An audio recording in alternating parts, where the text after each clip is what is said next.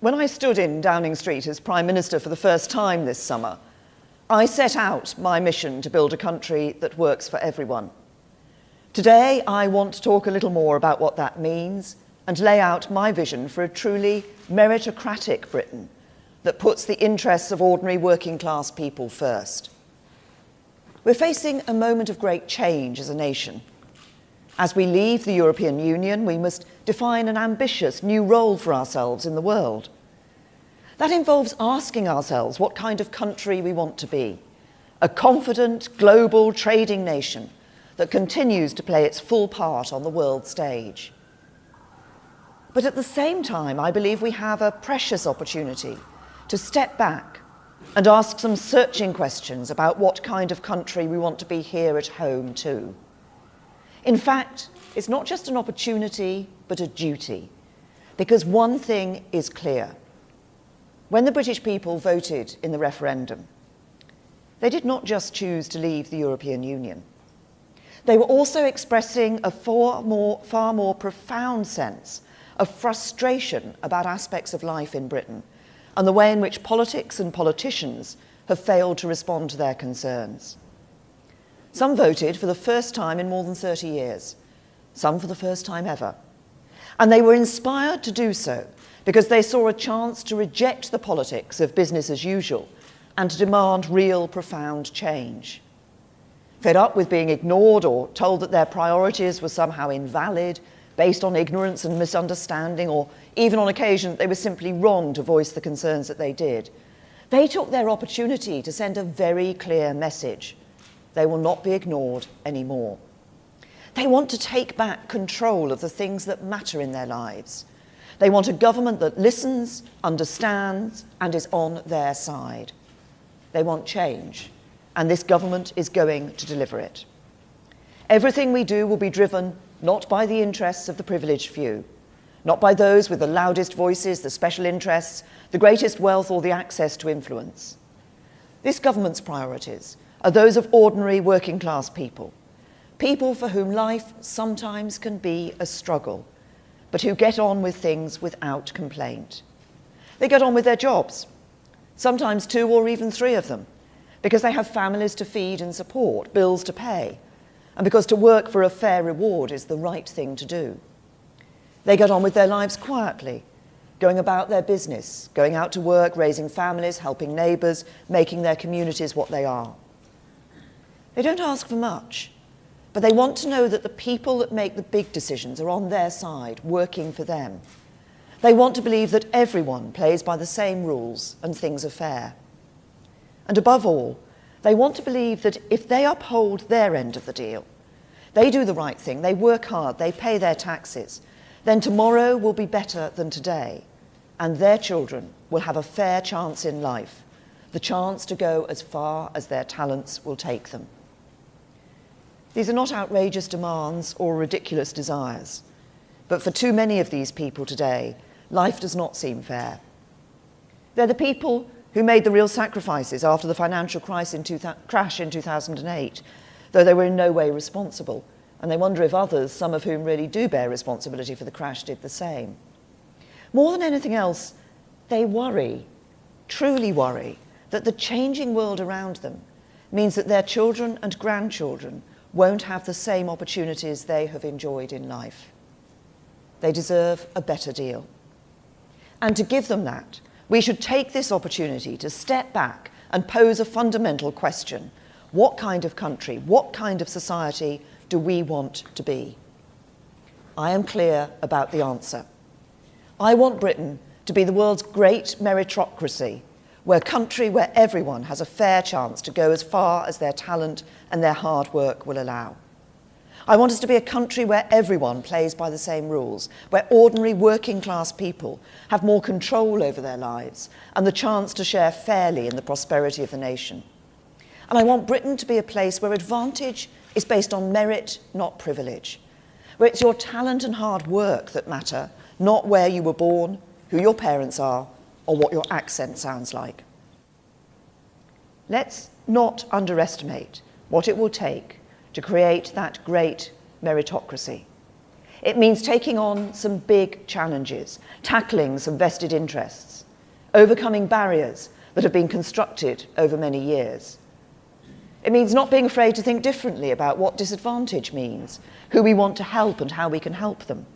Because where once we reached for simple ways of labelling people disadvantaged and were quick to pose simple and often fairly blunt solutions, in these modern times, disadvantage is much more complex. It's often hidden and less easy to identify. It's caused by factors that are more indirect and tougher to tackle than ever before. But tackle it we must if we're to give ordinary working class people the better deal they deserve. It means marking a significant shift in the way that government works in Britain too.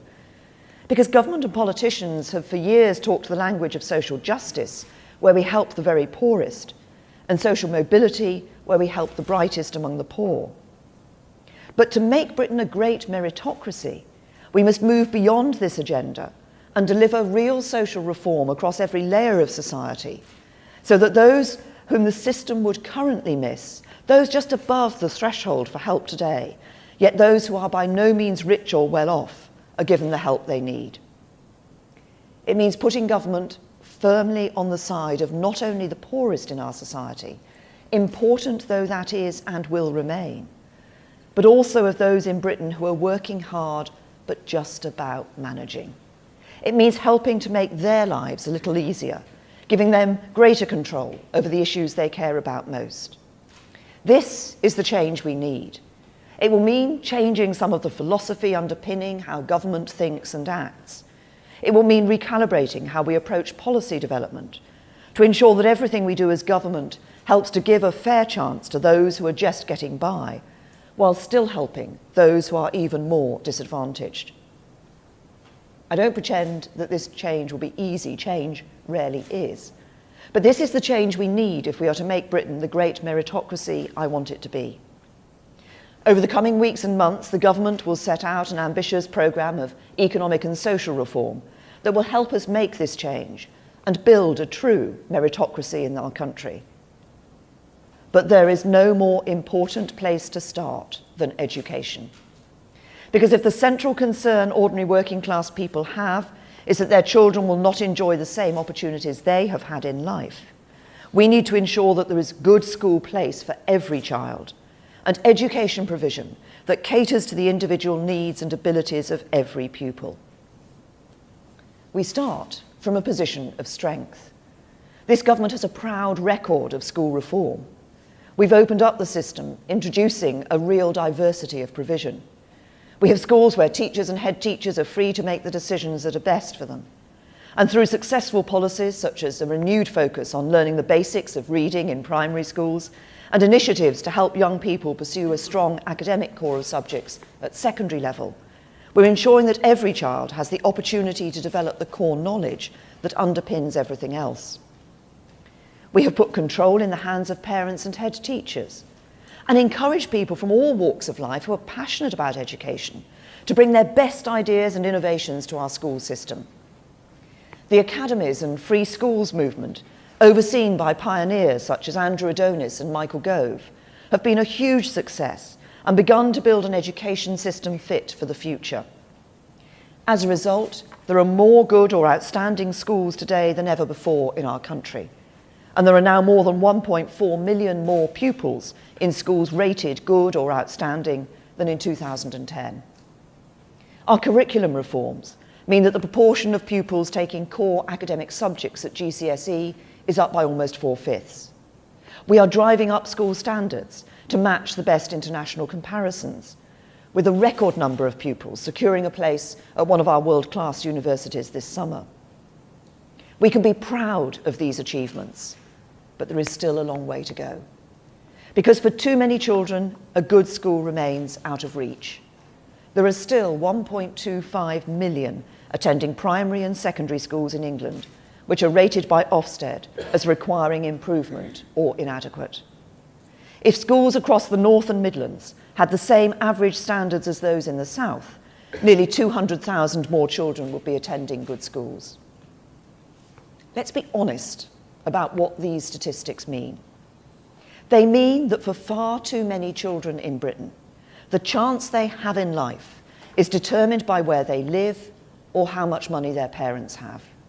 And they mean that for far too many ordinary working class people, no matter how hard they work, how many hours they put in or how many sacrifices they make, they cannot be confident that their children will get the chances they deserve. For when you're working 2 jobs and struggling to make ends meet, it's no good being told that you can choose a better school for your children if you move to a different area or pay to go private. Those aren't choices that you can make, and they are not choices that you should have to make. So we need to go further, building on and extending our reforms so that we can truly say that there will be a good school place for every child and one that caters to their individual needs. But as we do it, we also need to change our philosophy and approach, because at the moment the school system works if you're well off and can buy your way into the school you want, and it provides extra help and support if you're from a disadvantaged family. If you're eligible for free school meals and your parents earn less than £16,000 a year, then there is extra help on offer. That is good and right. And as long as I'm Prime Minister, the pupil premium for the poorest children will remain. But the free school meals measure only captures a relatively small number of pupils whose parents are on income-related benefits. If we're going to make the change we need and build a great meritocracy in Britain, we need to broaden our perspective and do more for the hidden disadvantaged children whose parents are on modest incomes, who do not qualify for such benefits, but who are nevertheless still only just getting by. If you're earning £19,000, £20,000, £21,000 a year, you're not rich, you're not well off, and you should know you have our support too. At the moment, there is no way to differentiate between the school experience of children from those families and those from the wealthiest 10%.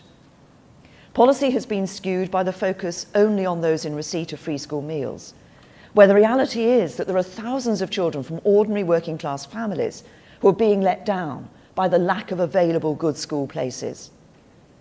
Putting this right means finding a way to identify these children and measuring their attainment and progress within the school system. That work is underway and is central to my vision of a school system that truly works for everyone. But we must also deliver a radical increase in the capacity of the school system so that these families can be sure of their children getting good school places. And this is really important, because I don't just want to see more school places, but more good school places. And I don't just want to see more new schools, but more good new schools that each in their way contribute to our diversity of provision, that caters to the needs and abilities of each individual child, whoever they are and wherever they're from. Every child should be given the opportunity to develop the crucial academic core, and thanks to our reforms, that is increasingly the case. But people understand that every child is different too, with different talents, different interests, different dreams. To help them realise their potential and achieve those dreams, we need a school system with the capacity and capability to respond to what they need. So as we radically expand the number of good school places available to all families, not just those who can afford to buy an expensive house, pay for an expensive private school, or fund the extra tuition their child needs to succeed, I want to encourage more people, schools and institutions with something to offer to come forward and help. In the last 6 years, we've seen individuals and communities put staggering amounts of time and effort into setting up good new schools. Some of the best state schools, charities, universities, private schools and businesses have stepped forward to get involved.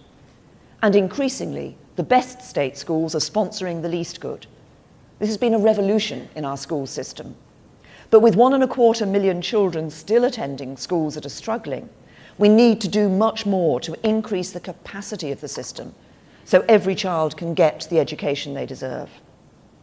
So let's now build on the success of school reform. Let's encourage others to play their part, and let's remove the barriers they face so we can do more. Let's sweep away those barriers and encourage more people to join us in the task of delivering a good school place for every child. Let's build a truly dynamic school system where schools and institutions learn from one another, support one another and help one another. Let's offer a diverse range of good schools that ensure the individual talents and abilities of every child are catered for. That is my ambition. And there are 4 specific proposals I want to talk about today that I believe will help. Firstly, I want to build on the success we've already experienced when some of our great universities have stepped in to help by sponsoring or supporting a local school. Universities have a huge amount to offer England's schools. They've been part of the fabric of our education system since the 13th century and have had a profound impact on our schools over generations. Recently, we've seen the University of Cambridge establish the University of Cambridge Primary School, and the University of Birmingham open an impressive new free school for secondary school pupils and sixth formers. The new specialist sixth form King's College London Mathematics School is already performing impressively, and the University of Brighton is involved in sponsoring more than a dozen different primary and secondary schools. These are the kinds of innovation I want to encourage. This kind of active engagement in building the capacity of our school system is, in my view, far more effective than spending huge sums on bursaries and other financial support that tackle the symptoms but not the cause. The right for a university to charge the higher level of tuition fee has always been dependent on their ability to fulfil specified access requirements. And this year, in fulfilling these requirements, they're expected to spend over £400 million on bursaries and other forms of financial support for students. Yet the evidence is clear. It is the attainment of pupils at school that is the overriding factor in predicting access to university. I'm not saying there's no place for bursaries, but overall, I do think the balance has tilted too far. We need to go to the root of the problem, which is that there are not enough students from disadvantaged backgrounds and from ordinary families fulfilling their potential with the grades to get into the best universities. So I want our universities to do more to help us to improve the quality of schools so that more students of all backgrounds have the grades, the subjects, and the confidence to apply to top universities and to be successful in their exams in the first place. So the government will reform university fair access requirements and say that universities should actively strengthen state school attainment by sponsoring a state school or setting up a new free school. And over time, we will extend this to the sponsorship of or establishment of more than one school, so that in the future we see our universities sponsoring thriving school chains in every town and city in the country. Second, I want to remove the obstacles that stop more good faith schools from opening. Britain has a long history of faith schools delivering outstanding education. They already account for around 1/3 of all mainstream schools in England. They're popular with parents and significantly more likely than other schools to be rated by Ofsted as good or outstanding. I believe we should confidently promote them and the role they play in a diverse school system. Yet for Catholic schools in particular, there are barriers in their way. When a faith-designated free school is oversubscribed, it must limit the number of pupils it selects on the basis of faith to 50%. The intention is to improve the diversity of the school's intake, but in practice it has little impact on many Jewish, Muslim, Sikh and Hindu schools because they tend not to appeal to parents of other faiths. So despite the best intentions, the rule is failing in its objective to promote integration. But it does prevent new Catholic schools opening because the Catholic Church believes it contravenes its own rules for a Catholic bishop not to prioritise the admission of Catholic pupils. This is especially frustrating because existing Catholic schools are more ethnically diverse than other faith schools, more likely to be located in deprived communities, more likely to be rated good or outstanding by Ofsted, and there is growing demand for them. So we will remove this 50% rule to allow the growth in capacity that Catholic schools can offer. Instead, we will consult on a new set of much more effective requirements to ensure that faith schools are properly inclusive and make sure their pupils mix with children of other faiths and backgrounds. Of course, there must be strict and properly enforced rules to ensure that every new faith school operates in a way that supports British values. And we should explore new ways of using the school system to promote greater integration within our society generally. We will encourage the grouping together of monoracial and monoreligious schools within wider multiracial and multi-religious trusts. This will make it easier for children from different backgrounds in more divided communities to mix between schools while respecting religious differences. We will explore ways in which schools can enter into twinning arrangements with other schools not of their faith, through sharing lessons or joint extracurricular activities to bring young people from different schools together. And we will consult on the idea of placing an independent member or director who is of a different faith or no faith at all on the governing body of new faith schools. We will also explore new requirements for new faith schools to prove that parents of other faiths would be happy to send their children to the school through a proper process of consultation. But fundamentally, I believe it is wrong to deny families the opportunity to send their children to a school that reflects their religious values, if that's what they choose.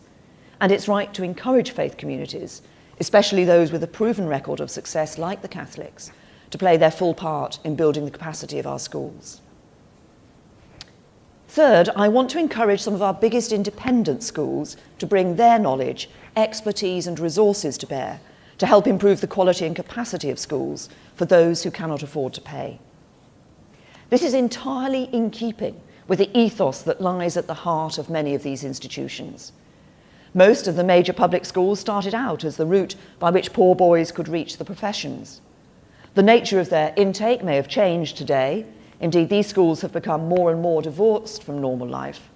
Between 2010 and 2015, their fees rose 4 times faster than average earnings growth, while the percentage of their pupils who come from overseas has gone up by 33% since 2008. But I know that their commitment to giving something back to the wider community remains. These are great schools with a lot to offer, and I certainly don't believe you solve the divide between the rich and the rest by abolishing or demolishing them. You do it by extending their reach and asking them to do more as a condition of their privileged position to help all children. Through their charitable status, private schools collectively reduce their tax bills by millions every year. And I want to consult on how we can amend Charity Commission guidance for independent schools to enact a tougher test on the amount of public benefit required to maintain charitable status. It's important to state that this will be proportionate to the size and scale of the school in question. Not every school is an Eton or a Harrow. Many public schools are nowhere near that size. Smaller independent schools, who do not have the capacity to take on full sponsorship of a local state school, will be asked to provide more limited help, such as direct school-to-school support where appropriate. This could include supporting teaching in minority subjects, such as further maths or classics, which state schools often struggle to make viable. It could include ensuring that senior leaders become directors of multi-academy trusts, providing greater access to their facilities, and providing sixth form scholarships to a proportion of pupils in Year 11 at each local school. But for those with the capacity and ability and capability, we will ask them to go further and actually sponsor or set up a new government-funded school in the state sector and take responsibility for running it and ensuring its success. Alternatively, we will ask them to fund a number of places at their own school themselves for those from modest backgrounds who cannot afford to pay the fees. We know this can work. For example, Westminster School is the key partner in sponsoring Harris Westminster Sixth Form, where students at the free school share the facilities and teaching expertise of Westminster School. In my own constituency, Eton College sponsors Holyport College, offering Holyport pupils access to its sports facilities and the chance to join its educational activities. And before it became a state-funded academy, Belvedere School in Liverpool worked with the Sutton Trust to create an open access scheme where places were awarded purely on the basis of academic merit, and parents were then asked to pay on a sliding scale of fees, fairly tailored according to their means. I want all independent schools with the appropriate capacity and capability to take these kinds of steps. I want them to play a major role in creating more good school places for children from ordinary working families, because this government is about a Britain that works for everyone, not just a privileged few. There is one final area where we have placed obstacles in the way of good new schools, obstacles that I believe we need to take away. The debate over selective schools has raged for years, but the only places it has got us to is a place where selection exists if you're wealthy, if you can afford to go private, but doesn't exist if you're not. We're effectively saying to poorer and some of the most disadvantaged children in our country that they can't have the kind of education their richer counterparts can enjoy. What is just about that? Where is the meritocracy in a system that advantages the privileged few over the many? How can a meritocratic Britain let this situation stand? Politicians, many of whom benefited from the very kind of education they now seek to deny to others, have for years put their own dogma and ideology before the interests and concerns of ordinary people. For we know that grammar schools are hugely popular with parents. We know they are good for the pupils that attend them. Indeed, the attainment gap between rich and poor pupils is reduced to almost zero for children in selective schools, and we know that they want to expand. They provide a stretching education for the most academically able, regardless of their background, and they deliver outstanding results. In fact, 99% of existing selective schools are rated good or outstanding. 80% are outstanding, compared with just 20% of state schools overall. So we help no one, not least those who can't afford to move house or pay for a private education, by saying to parents who want a selective education for their child that we won't let them have it. There is nothing meritocratic about standing in the way of giving our most academically gifted children the specialist and tailored support that can enable them to fulfill their potential. In a true meritocracy, we should not be apologetic about stretching the most academically able to the very highest standards of excellence. We already have selection to help achieve this in specialist disciplines like music and sport, giving exceptionally talented young people access to the facilities and training that can help them become world class. I think we should have more of this, but we should also take the same approach to support the most academically gifted too. Frankly, it is completely illogical to make it illegal to open good new schools. So I want to relax the restrictions that stop selective schools from expanding, that deny parents the right to have a new selective school opened where they want one, and that stop existing non-selective schools to become selective in the right circumstances and where there is demand. In return, we will ensure that these schools contribute meaningfully to raising outcomes for all pupils in every part of the system. In practice, this could mean taking a proportion of pupils from lower income households, so that selective education is not reserved for those with the means to move into a catchment area or pay for tuition to pass the test.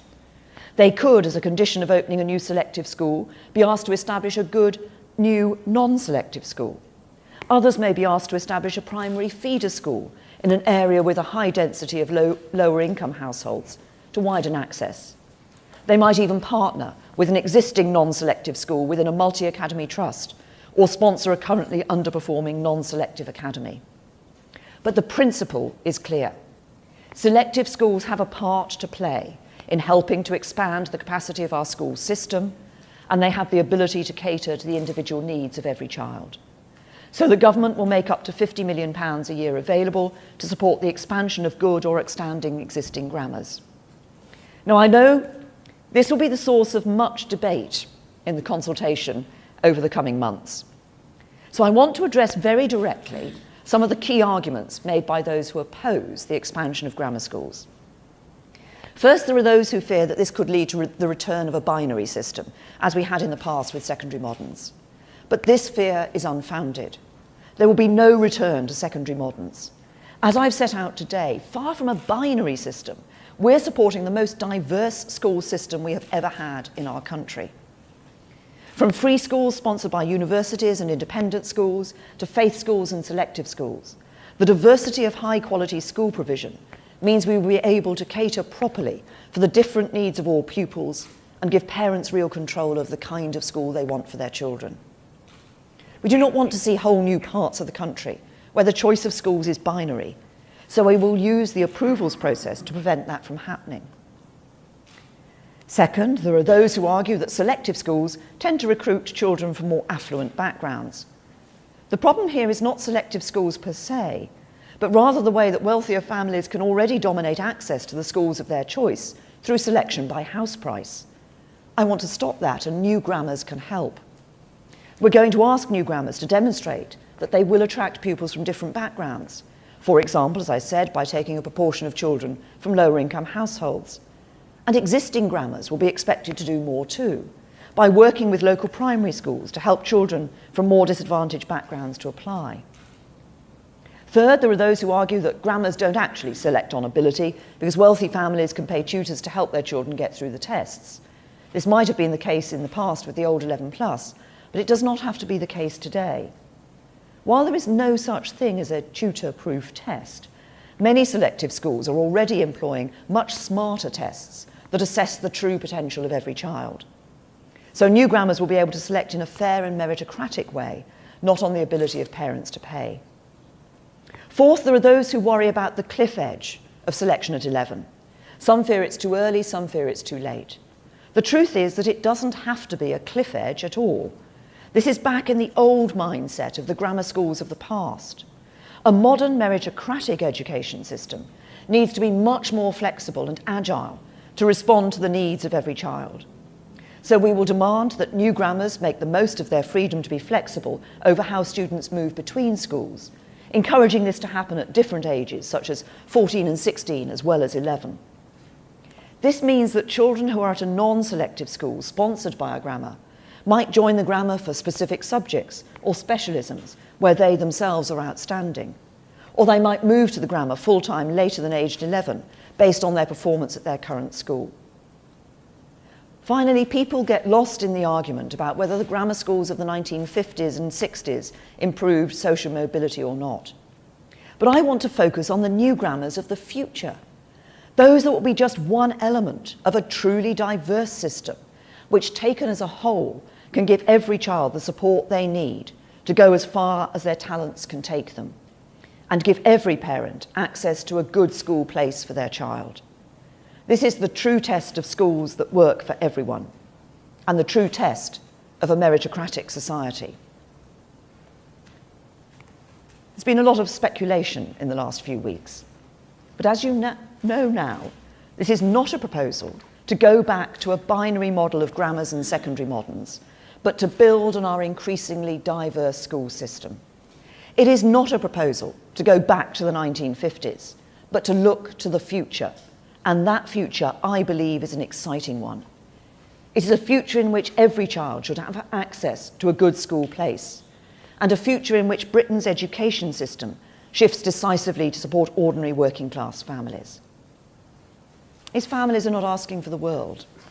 They just want to know that their children and grandchildren will enjoy the opportunities they have enjoyed and be given the chance to go as far as their talents will take them, unhindered by background or circumstance, and by the artificial barriers some want to put in their way. In a country that works for everyone, it doesn't matter where you were born or how much your parents earn. If you work hard and do the right thing, you will be able to go as far as you can. I want this country to be a great meritocracy. I want to see more houses built, better productivity so we can have more well-paid jobs, more economic growth, not just in the southeast of England, but across the whole country to help more people get on. But more than anything else, I want to see children from ordinary working class families given the chances their richer contemporaries take for granted. That means we need more great schools. This is the plan to deliver them and to set Britain on the path to being the great meritocracy of the world. Thank you.